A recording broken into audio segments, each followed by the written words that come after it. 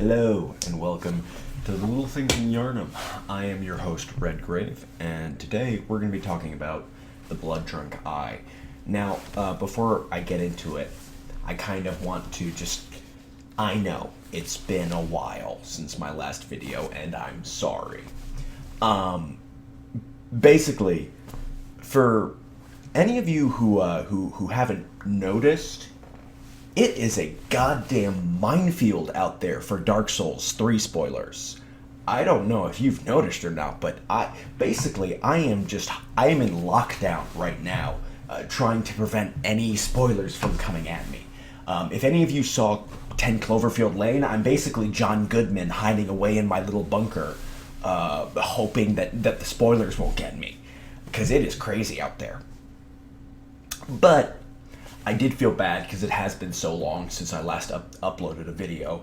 So I thought it might be fun to just upload a small short video sort of explaining a tiny little bit of Bloodborne lore that I enjoy. And just to sort of to hold you over until Dark Souls 3 is out and I've played it and I don't need to worry about spoilers anymore, and then I can go back to the internet and do research and stuff like that. So I thought it might be fun to just briefly talk about the blood drunk eye. Now, the blood drunk hunter eye that you get in the DLC is obviously, in terms of gameplay significance, it's the item that allows you to access the DLC.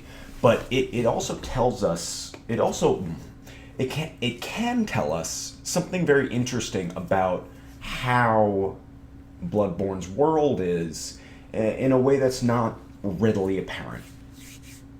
Now, the first thing is that, and this is purely my own kind of headcanon.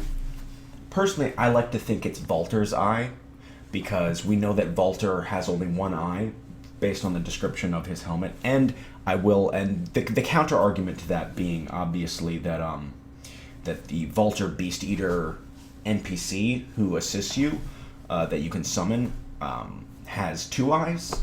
My counter argument to that is that they can't just have an NPC model that has one eye, so they were just like, fuck it. That's a shitty counter argument, but whatever. So that's my own personal headcanon. You don't have to ascribe to that at all. But the existence of the blood drunk hunter eye does tell us something kind of interesting, and it can kind of possibly provide an answer to one of the big questions that's always been around in Bloodborne's lore. So one of the things that people have always been talking about ever since day one is, why is everyone covering their eyes, right? And there's a lot of different answers for that, and it's a very thematic element to Bloodborne. You know, Willem covered his eyes to turn his, sight inward, and the choir covered their eyes in regards to him. But a lot of people cover their eyes in Bloodborne, and the existence of the blood drunk eye can sort of give us an explanation for that.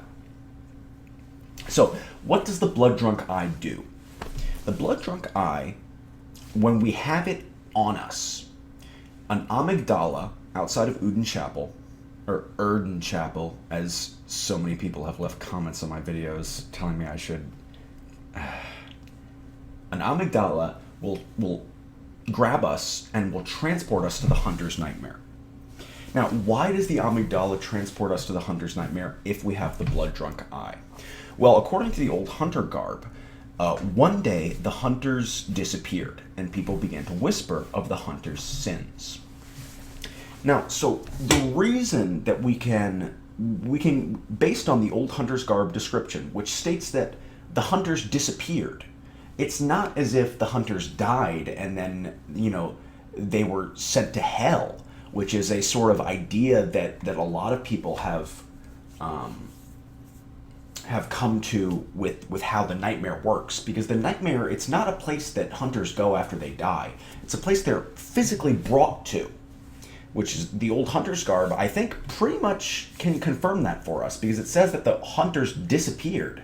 They were there, then they weren't there anymore.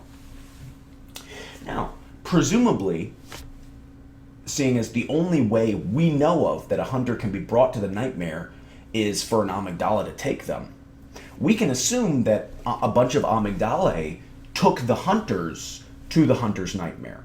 I think that's kind of a safe assumption, because as far as we know, that's the only way to get there. And as far as we know, the thing that you need in order to get to take into the hunter's nightmare is a blood-drunk hunter eye. And it's not as if you need to, be carrying around the hunter eye. The reason the amygdala take us to the hunter's nightmare is because we have this hunter eye, and the amygdala, it's this huge higher being. It doesn't know what a humanity is, or humanity in Souls. I should be careful when I say humanity in context of talking about Souls games.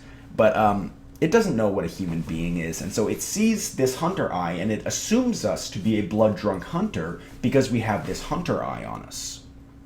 So what does that mean?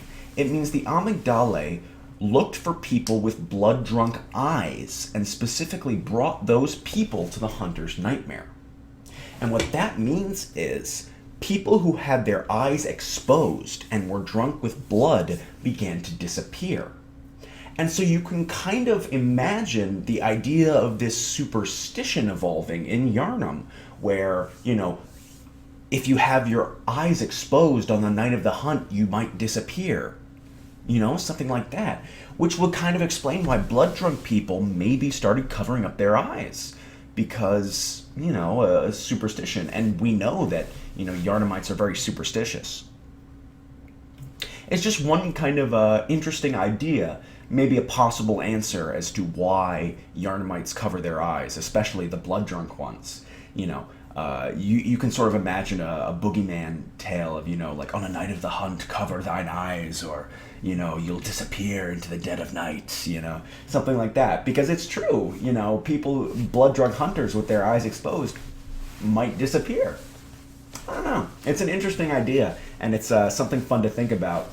And I hope that will, this is a very short video, but I hope that'll tie you over until after Dark Souls 3. I am planning on making more Bloodborne content after I'm done with Dark Souls 3. I need to hide myself away and play it so that I don't have to worry about spoilers anymore. And as soon as that's over with, I am planning on making more Bloodborne content. So thank you very much for being patient with me. I appreciate it.